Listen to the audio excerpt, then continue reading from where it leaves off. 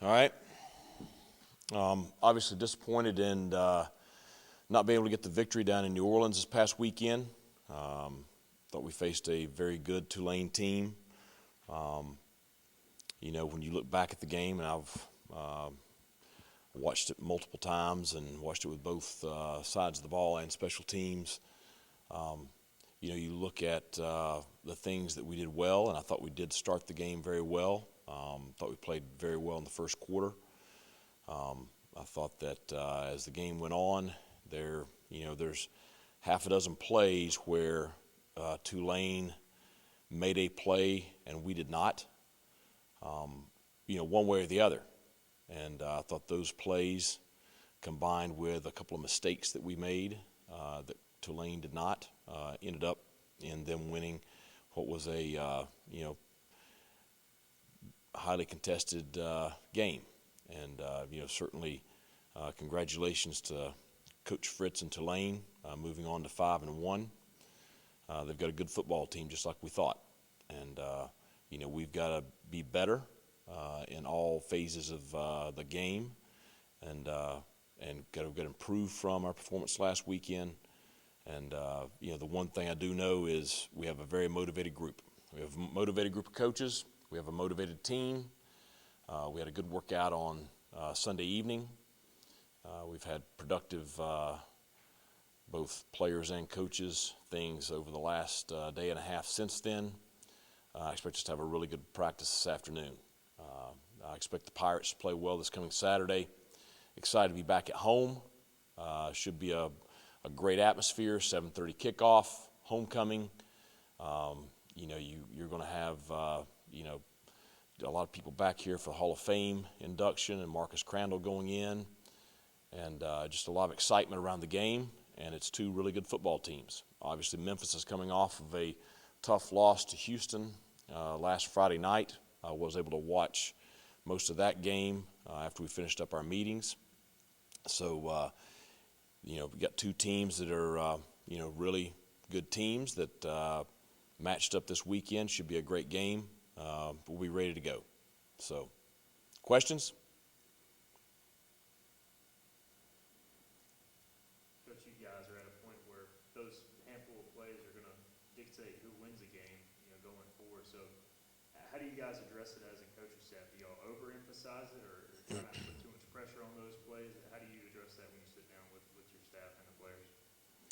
Well, the one thing I know is, the kids, they want to be successful. And so I do think you address each situation. A lot of times it's things that they know, so you just try to coach up how to play the ball better, whether it's offensively or defensively, or you coach up a decision, no matter who it is making it, how we can better make that decision.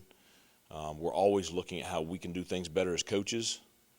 And at the end of the day, it's a game played in real time, and it's somebody's going to make the play, somebody's not, and so you just try to do the best job you can of addressing it, and I think you do. I think you very directly address it and try to coach it and try to improve on it.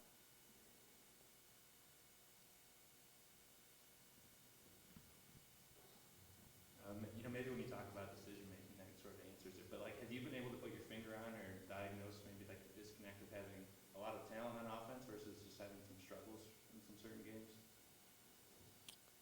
Well, I think that the opponent and how they're defending you has a lot to do with it, and then I think rhythm and sync has a lot to do with it.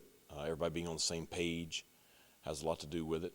For example, South Florida got up there and decided they wanted to play us press man on the line of scrimmage, and we were able to hit some deep balls on them, and we connected, and we won the 50-50 balls. This past weekend, Tulane defended us completely different.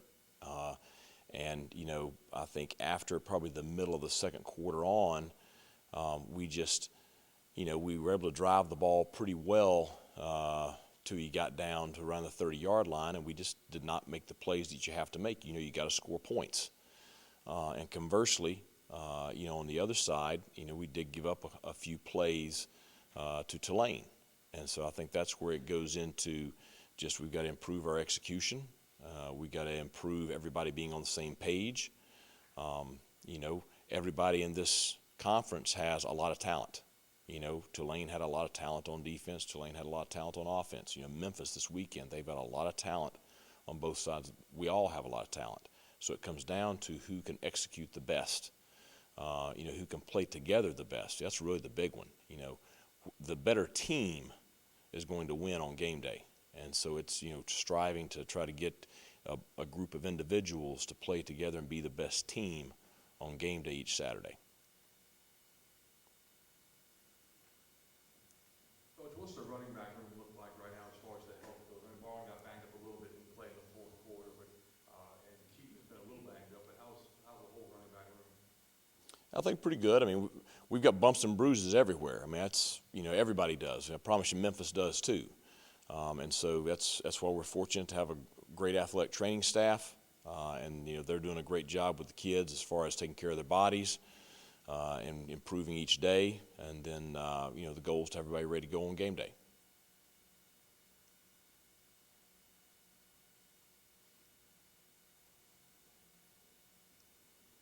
Coach, watching the game live, at times, you know, nobody was open initially. Holton would break the pocket, and there were some guys working back to him, other guys maybe not working back on the scramble drill. Is that something y'all can emphasize coming out of this game? Well, it's certainly the scramble drill is something we work each week, and it's a very choreographed kind of deal.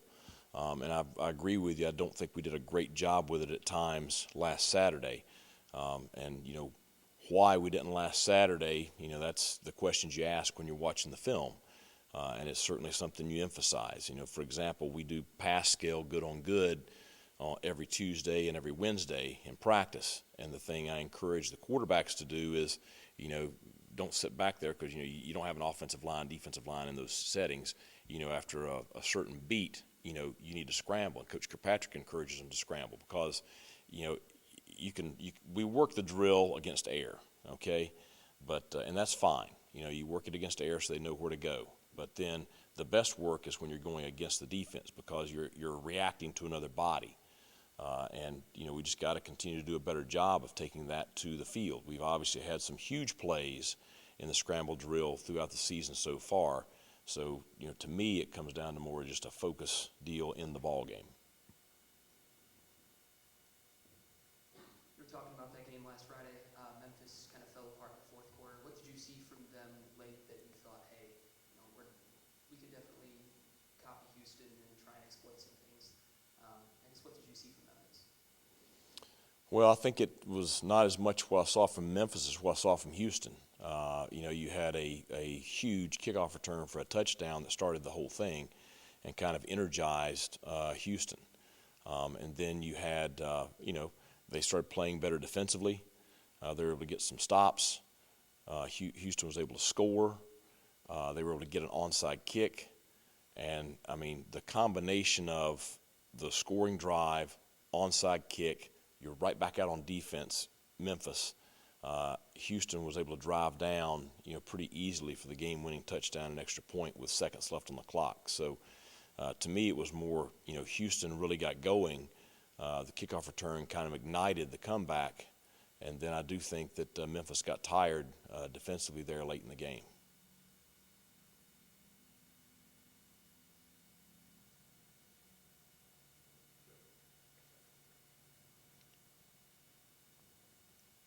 Some uncharacteristic penalties for you guys, unsportsmanlike, that ended up resulting in points for them. Uncharacteristic interceptions in the end zone. Just was there something to that, or is it just what happened in the game? Well, there's obviously something to it, and it is uncharacteristic because it's something that we've worked very hard to eliminate from our program, and we have not had an issue with that. And we talk about it each week, and it's, you know, we want to play with emotion, we want to play with intensity, but we don't want our emotions to control us.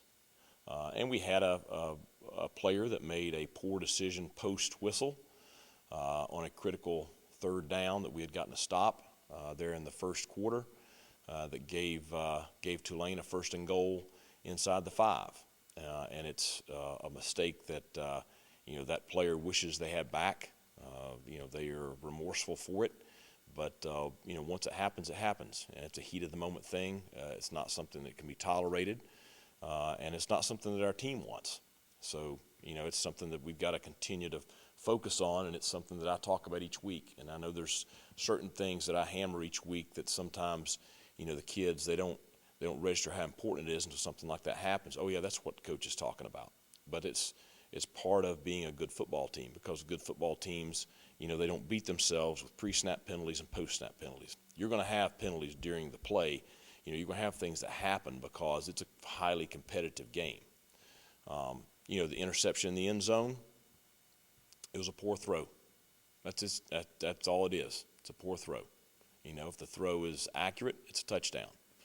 And certainly that was a big play that the Memphis DB made, but that is one of the plays that I was talking about, that those are one of the half a dozen plays where, if you make the play there and Memphis doesn't, it changes the game. And probably both those plays do. So that's the stuff that we've got to correct, clean up, and do better.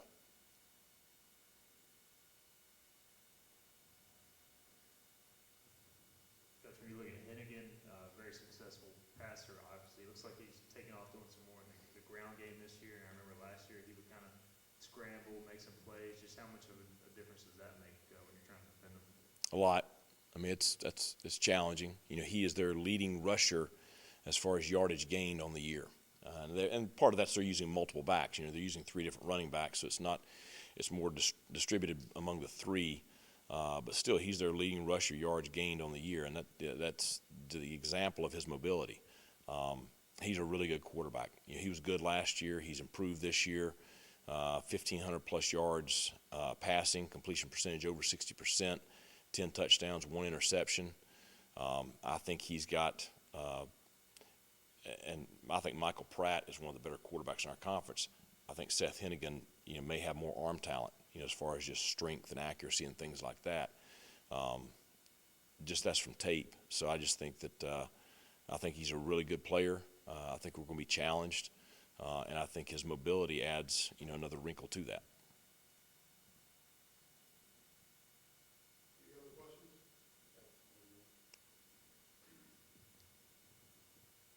Do you notice from week to week defenses trying to do similar things that worked against you in previous weeks?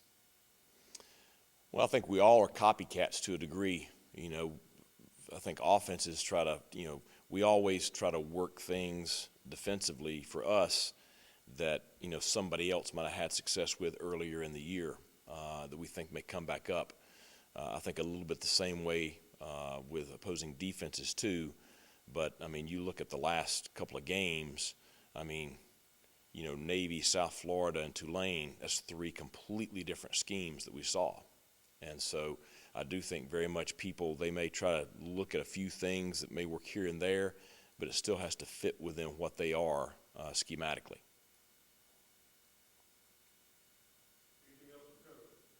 All right, thanks a lot. Go Pirates.